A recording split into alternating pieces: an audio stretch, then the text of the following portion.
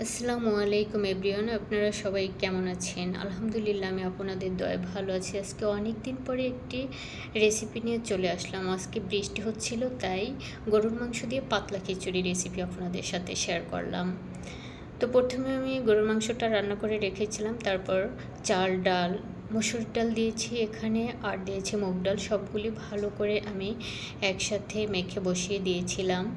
তো ফাইনালি রান্নাটা প্রায় শেষ হওয়ার সময় আমি দিয়ে দিচ্ছি রসুন দিয়ে বাগার, আর এটার সাথে গোটা কয়েকটা শুকনো মরিচ দিয়েছিলাম ফ্লেভারের জন্য। এটি আপনাদের অপশনাল, আপনারা ইচ্ছে করলে দিতেও পারেন, নাও পারেন। তো ফাইনালি আমার রান্নাটা শেষ, এখন খাওয়ার জন্য প্রস্তুত হয়ে গেছে। দেখেন কালারটা কত সুন্দর আসছে। যদি আমার ভিডিওটি ভালো লাগে তাহলে একটি লাইক দিবেন, কমেন্ট করবেন এবং আমার ইউটিউব চ্যানেলটিকে সাবস্ক্রাইব করে রাখিবেন। আমাকে আপনারা ইন্সপায়ার করবেন। সবাই ভালো থাকবেন। আল্লাহ হাফিজ।